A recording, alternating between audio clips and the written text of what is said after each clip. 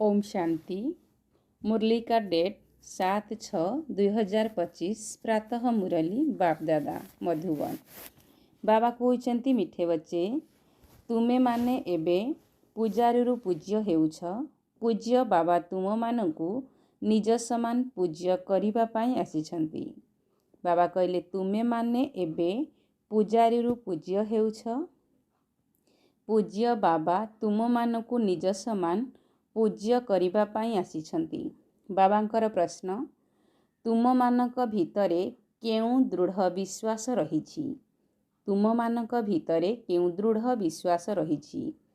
उत्तर बाबा कहले तुमर दृढ़ विश्वास रहिछि जे आमे बंची थाउ थाउ बाबांक ठारू संपूर्ण वर्षा अर्थात संपत्ति नेई देखाइबु। बाबांकर स्मृति रे रही एही पुरुणा शरीर को छाड़ी बाबांक साथी रे जीवु। बाबा आमको घर को जीवार सहज रास्ता बताउछंती। गीत अछि ओम नमः शिवाय। ओम शांति। ओम शांति। ओम शांति तो मनुष्य बहुत मनुष्य कहउछंती। पिला माने मध्य ओम शांति कहउछंती। शरीर भितरे जो आत्मा अछि से कहूछि ओम शांति। किंतु आत्मा माने यथार्थ भावरे निजकु जानी नाहंती ना बाबा को जानिछंती। जदिओ डाकुछंती किंतु बाबा कहउछंती मु जिए जेपरि अटे यथार्थ रीति मोते केही जानी नाहंती। तुमे निजे निजकु मध्य जानी नथिल मु किए केउठारु आसीछि। आत्मा पुरुष अटे ना बाबांकर संतान। समस्त आत्मा मानकर पिता हेले परमात्मा। तेणु आत्मा माने परस्पर मध्यरे भाई भाई होई गले। पुणी शरीर दृष्टि रे काहाकु पुरुष काहाकु नारी कहा जाउछि।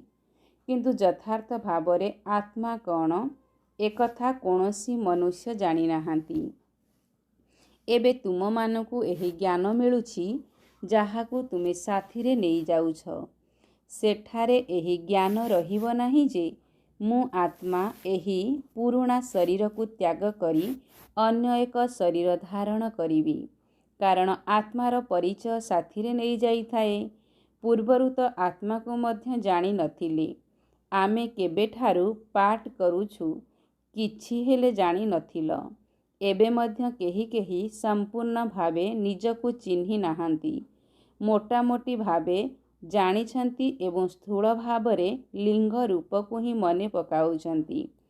मु आत्मा बिंदु बाबा मध्य बिंदु तांकु सेही रूपरे मने पकाइबा एपरि बहुत कम अछंती। बुद्धि क्रम अनुसारे रहिछि ना। केही तो भल भावरे बुझी अन्य को मध्य बुझाइबारे लागि पडुछंती। तुमे माने अन्य मानकु बुझाउछ निजकु आत्मा भावी बाबांकु मने पकाओ। से ही पतित पावन अटंती। प्रथमतः मनुष्य मानक पाखरे आत्मार परिचय ही नाही। तेणु एकथा मध्य बुझाइबाकु हेबो। निजकु आत्मा निश्चय कले बाबांकु मध्य जानी पारिबो। आत्मा को ही चिन्ही नाहांती सेथिपाई बाबांकु मध्य पूरा जानी पारु नाहांती। एबे तुमे माने जानुछ जे आमे आत्मा बिंदु स्वरूप अटु। एते छोट आत्मारे 84 जन्मर पाठ भरी होई रहिछि। एही कथा को मध्य तुमको बुझाइबाकु पड़िबो।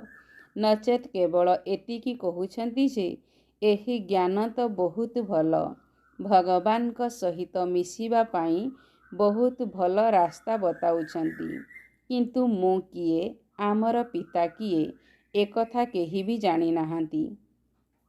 केवल बहुत भल बोली कही देउछंती। केही पुणी एमिति भी कही देउछंती जे एमाने समस्तंकु नास्तिक करी देउछंती। तुमे माने जानिछ एही ज्ञान को केही हेले बुझु नाहांती। तुमे बुझाउछ एवं पूज्य हेबाकु जाउछ। आमे काहार पूजा करू नाहु। काहिंकी ना जिए समस्तंकर पूज्य सर्वोच्च भगवान अटंती आमे तांकर संतान अटु। से हेउछंती पूज्य पिताश्री। एबे तुमे जानुछ पिताश्री आमको निजर करी पाठ पढ़ाउछंती। सर्वोच्च पूज्य एकमात्र बाबा ही अटंती। ତାଙ୍କ ବ୍ୟତୀତ ଆଉ କେହି ପୂଜ୍ୟ କରିପାରିବେ ନାହିଁ। ପୂଜାରୀ ନିଶ୍ଚୟ ପୂଜାରୀ ହିଁ କରାଇବେ। ଦୁନିଆରେ ସମସ୍ତେ ହେଉଛନ୍ତି ପୂଜାରୀ। ତୁମକୁ ଏବେ ପୂଜ୍ୟ ଶିବାବା ମିଳିଛନ୍ତି, ଯିଏ ନିଜ ସମାନ କରୁଛନ୍ତି। ତୁମକୁ ପୂଜା ଆଦି କରିବା ଛଡ଼ାଇ ଦେଉଛନ୍ତି, ନିଜ ସାଥିରେ ପରମଧାମ ଘରକୁ ନେଇଯାଉଛନ୍ତି। ଏହା ହେଲା ଛି ଛି ଦୁନିଆ ମୃତ୍ୟୁ ଲୋକ। ରାବଣ ରାଜ୍ୟରେ ହିଁ ଭକ୍ତି ଆରମ୍ଭ ହେଉଛି। ମନୁଷ୍ୟ ପୂଜ୍ୟରୁ ପୂଜାରୀ ହୋଇଯାଉଛନ୍ତି।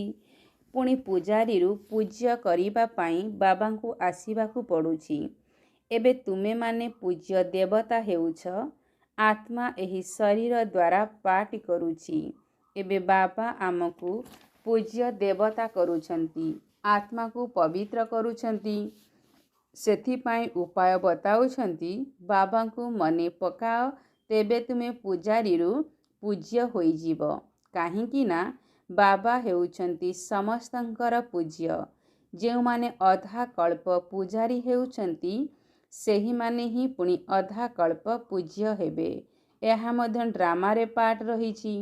ଡ୍ରାମାର ଆଦି ମଧ୍ୟ ଅନ୍ତକୁ କେହି ବି ଜାଣିନାହାନ୍ତି।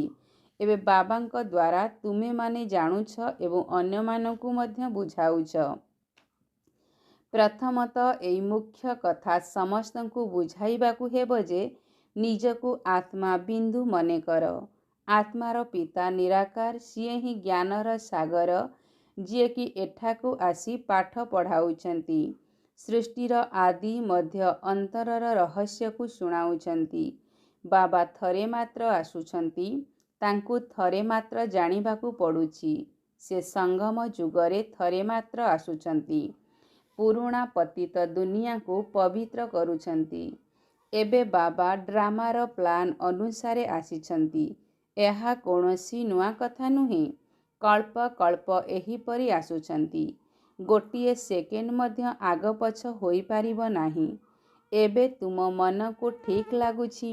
ବାସ୍ତବରେ ଆମମାନଙ୍କୁ ବାବା ସତ୍ୟ ଜ୍ଞାନ ଦେଉଛନ୍ତି। ପୁଣି କଳ୍ପ ପରେ ମଧ୍ୟ ବାବାଙ୍କୁ ଆସିବାକୁ ପଡ଼ିବ। ବାବାଙ୍କ ଦ୍ୱାରା ଏବେ ଯାହା କିଛି ଜାଣୁଛ, ତାହା ପୁଣି କଳ୍ପ ପରେ ମଧ୍ୟ ଜାଣିବ। ଏକଥା ମଧ୍ୟ ଜାଣିଛ ଯେ ଏବେ ପୁରୁଣା ଦୁନିଆର ବିନାଶ ହେବ। ପୁଣି ଆମେ ସତ୍ୟ ଯୁଗରେ ଆସି ନିଜର ପାଠ କରିବୁ। ସତ୍ୟଯୁଗୀ ସ୍ୱର୍ଗବାସୀ ହେବୁ। ଏକଥା ବୁଦ୍ଧିରେ ଅଛି ନା? ଏକଥା ସ୍ମୃତିରେ ରହିଛି, ତେଣୁ ଖୁସି ମଧ୍ୟ ରହୁଛି। ଏହା ତୁମମାନଙ୍କର ଛାତ୍ର ଜୀବନ ଅଟେ ନା? ଆମେ ସ୍ୱର୍ଗବାସୀ ହେବା ପାଇଁ ପାଠ ପଢ଼ୁଛୁ।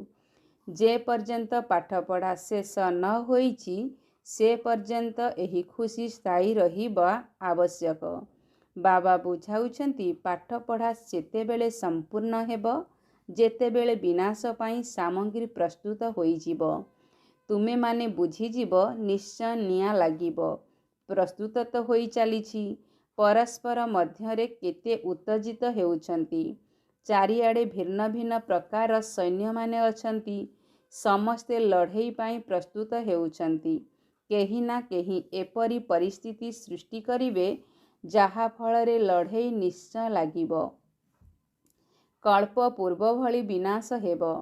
ତୁମେମାନେ ଦେଖିବ, ସନ୍ତାନମାନେ ଆଗରୁ ମଧ୍ୟ ଦେଖିଛନ୍ତି, ଟିକିଏ ଅଗ୍ନିକଣିକା ଦ୍ୱାରା କେତେ ଲଢ଼େଇ ଲାଗିଥିଲା।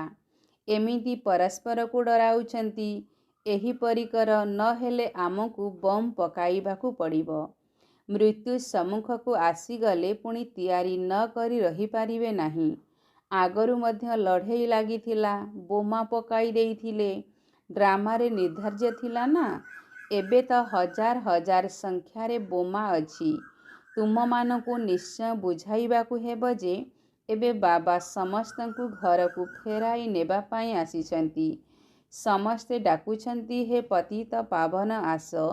ଏହି ଛି ଛି ଦୁନିଆରୁ ଆମକୁ ପାବନ ଦୁନିଆକୁ ନେଇଯାଅ। ତୁମେମାନେ ଜାଣିଛ, ଦୁଇଟି ପାବନ ଦୁନିଆ ରହିଛି।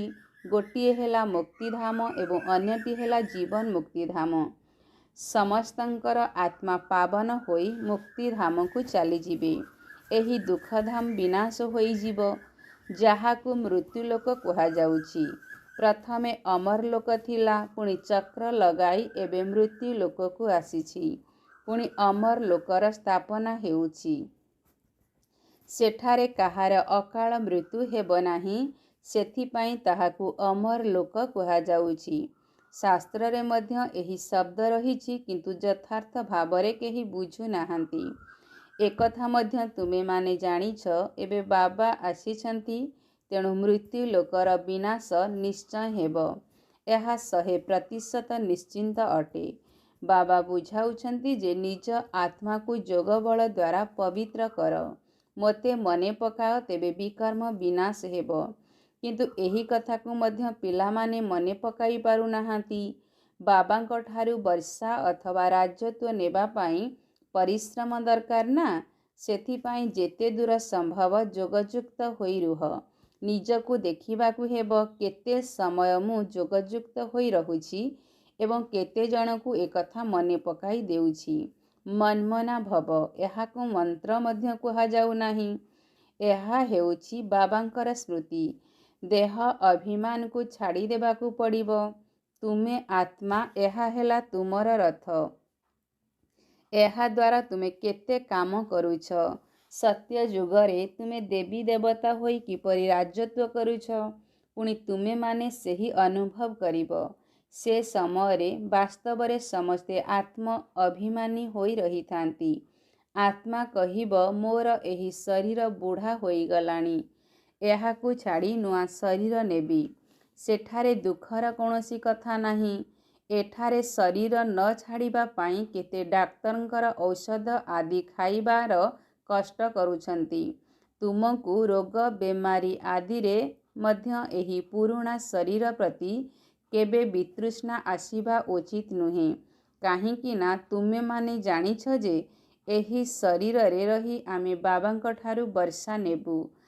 ବାବାଙ୍କ ସ୍ମୃତି ଦ୍ୱାରା ପବିତ୍ର ହୋଇଯିବୁ।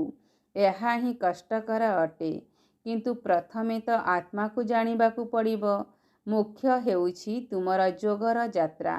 ଯୋଗଯୁକ୍ତ ହୋଇ ରହି ପୁଣି ଆମେମାନେ ଶାନ୍ତିଧାମ ବ୍ରହ୍ମଲୋକକୁ ଚାଲିଯିବୁ।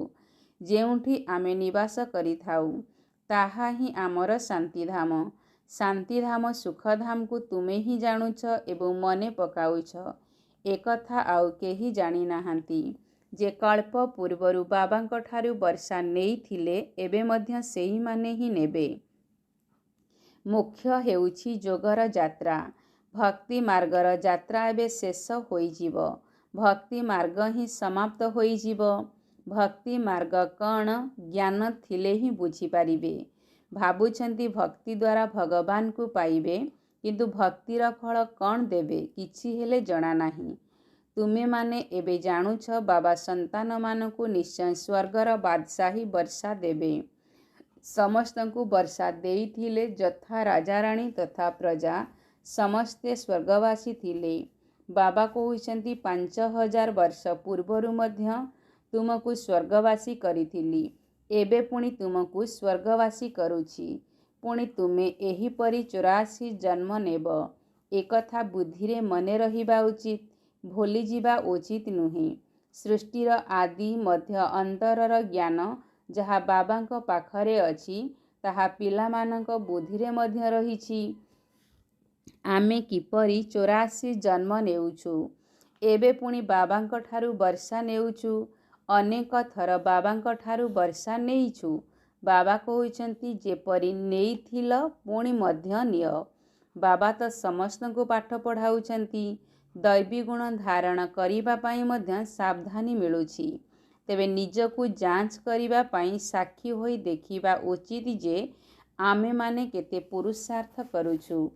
କେହି କେହି ଭାବୁଛନ୍ତି ଆମେ ବହୁତ ଭଲ ପୁରୁଷାର୍ଥ କରୁଛୁ, ପ୍ରଦର୍ଶନୀ ଆଦିର ପ୍ରବନ୍ଧ କରୁଛୁ, ଯାହାଦ୍ୱାରା ସମସ୍ତେ ଜାଣିଯିବେ ଯେ ଭଗବାନ ଆସିଛନ୍ତି। ମନୁଷ୍ୟ ବିଚରା ଘୋର ନିଦ୍ରାରେ ଶୋଇଛନ୍ତି। ଜ୍ଞାନ ବିଷୟରେ କାହାକୁ ଜଣାନାହିଁ। ତେଣୁ ନିଶ୍ଚୟ ଭକ୍ତିକୁ ସମସ୍ତେ ଉଚ୍ଚ ବୋଲି ଭାବୁଛନ୍ତି। ଆଗରୁ କ'ଣ ତୁମ ପାଖରେ କୌଣସି ଜ୍ଞାନ ଥିଲା? ଏବେ ତୁମେମାନେ ଜାଣୁଛ, ଜ୍ଞାନର ସାଗର ହେଉଛନ୍ତି ବାବା। ସେ ହିଁ ଭକ୍ତିର ଫଳ ଦେଉଛନ୍ତି। ଯିଏ ଅଧିକ ଭକ୍ତି କରିଛନ୍ତି, ତାଙ୍କୁ ଅଧିକ ଫଳ ମିଳିବ। ଉଚ୍ଚ ପଦ ପାଇବା ପାଇଁ ସେହିମାନେ ହିଁ ଭଲ ଭାବରେ ପାଠ ପଢ଼ୁଛନ୍ତି। ଏହା କେତେ ମଧୁର କଥା। ବାବା କହିଲେ ଦୃଢ଼ୀମାନଙ୍କ ପାଇଁ ମଧ୍ୟ ବହୁତ ସହଜ ଭାବରେ ବି ବୁଝାଉଛନ୍ତି। ନିଜକୁ ଆତ୍ମା ଭାବି ବାବାଙ୍କୁ ମନେ ପକାଅ। ସର୍ବୋଚ୍ଚ ହେଲେ ଭଗବାନ ଶିବ। ଶିବ ପରମାତ୍ମାଏ ନମଃ କୁହାଯାଉଛି। ସେ କହୁଛନ୍ତି ମୋତେ ମନେ ପକାଇଲେ ତୁମର ବିକର୍ମ ବିନାଶ ହୋଇଯିବ। ବାସ୍, ଆଉ କୌଣସି କଷ୍ଟ ଦେଉନାହାନ୍ତି। ଆଗକୁ ଗଲେ ଶିବ ବାବାଙ୍କୁ ମନେ ପକାଇବାରେ ଲାଗି ପଡ଼ିବେ। ବର୍ଷା ତ ନେବାକୁ ହେବ।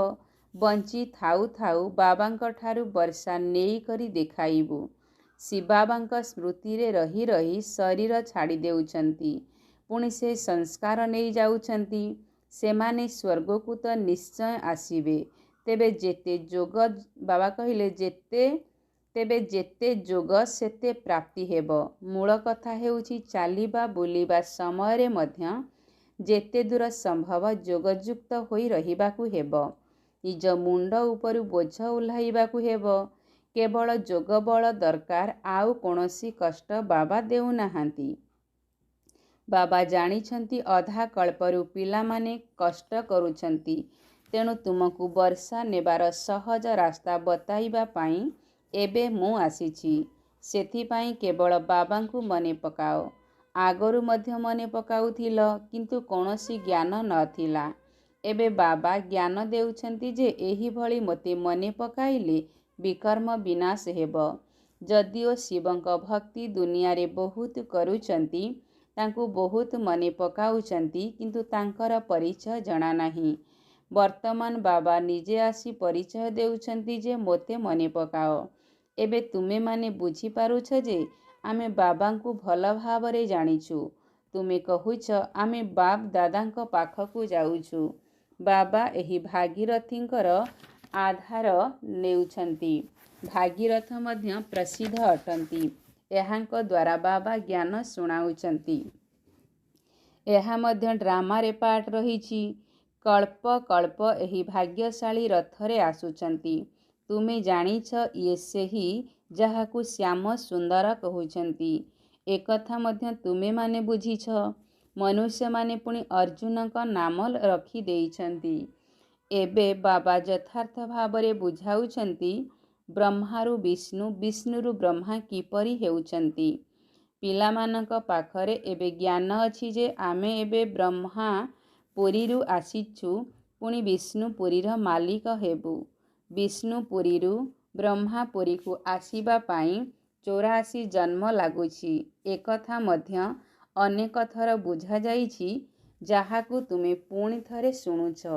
ଆତ୍ମାକୁ ଏବେ ବାବା କହୁଛନ୍ତି କେବଳ ମୋତେ ମନେ ପକାଅ, ତେବେ ତୁମର ବିକର୍ମ ବିନାଶ ହୋଇଯିବ। ସେଥିପାଇଁ ତୁମେ ଖୁସି ମଧ୍ୟ ହେଉଛ। ଏହି ଗୋଟିଏ ଅନ୍ତିମ ଜନ୍ମ ପବିତ୍ର ହେବା ଦ୍ୱାରା ଆମେ ପବିତ୍ର ଦୁନିଆର ମାଲିକ ହେବୁ। ତେଣୁ କାହିଁକି ପବିତ୍ର ନ ହେବୁ? ଆମେ ଏକ ପିତାଙ୍କର ସନ୍ତାନ, ବ୍ରହ୍ମା କୁମାର କୁମାରୀ ଅଟୁ। ତଥାପି ମଧ୍ୟ ସେହି ଶାରୀରିକ ଭାବନାକୁ ବଦଳାଇବାରେ ସମୟ ଲାଗୁଛି। ଧୀରେ ଧୀରେ ଶେଷ ସମୟକୁ କର୍ମାତୀତ ଅବସ୍ଥା ବାବା କହିଲେ ଧୀରେ ଧୀରେ ଶେଷ ସମୟକୁ କର୍ମାତୀତ ଅବସ୍ଥା ହେବ। ବର୍ତ୍ତମାନ କାହାର କର୍ମାତୀତ ଅବସ୍ଥା ହେବା ଅସମ୍ଭବ। କର୍ମାତୀତ ଅବସ୍ଥା ହୋଇଗଲେ ଏହି ଶରୀର ମଧ୍ୟ ରହିବ ନାହିଁ। ଏହାକୁ ଛାଡ଼ିବାକୁ ପଡ଼ିବ। ଲଢ଼େଇ ଲାଗିଯିବ। ଏକମାତ୍ର ବାବାଙ୍କର ହିଁ ସ୍ମୃତିରେ ରହିବା, ଏଥିରେ ହିଁ ମେହନତ ରହିଛି। ଆଚ୍ଛା, ମିଠେ ମିଠେ ସିକିଲେ ଅଧେ संतानों प्रति माता पिता बाप दादा याद प्यार और गुड मॉर्निंग। रूहानी बाप की रूहानी बच्चों को नमस्ते। हम रूहानी बच्चों की रूहानी बाप दादा को याद प्यार और गुड मॉर्निंग। नमस्ते नमस्ते नमस्ते। धारणा पाई मुख्य सार पॉइंट नंबर 1, साक्षी होई निजको देखिबाकु हेब जे मु केते पुरुषार्थ करुछि। चालिबा बुलिबा समय, कर्म करिबा समय केते समय बाबांक स्मृति रे रहुछि। नंबर 2, एही शरीर प्रति केबे वितृष्णा आसीबा उचित नुहे, कारण एही शरीर रे बंची रही बाबांक ठारू संपत्ति नेबाकु हेब।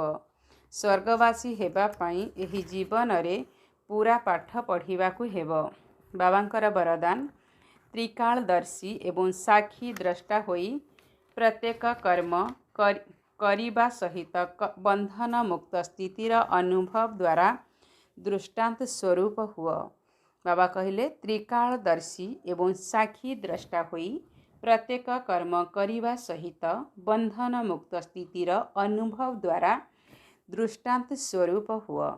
यदि त्रिकालदर्शी स्थिति रे स्थित होई कर्मर आदि मध्य अंत को जानी कर्म करुछ तेबे कौनसी भी कर्म विकर्म होई पारिबो नाही, सर्वदा सुकर्म ही हेबो।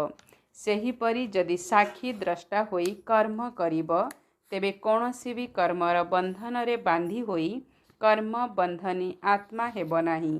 कर्मर फल श्रेष्ठ हेबा कारणरू कर्म संबंधरे तो आसीबो किंतु बंधन रे बांधी हेबो नाही।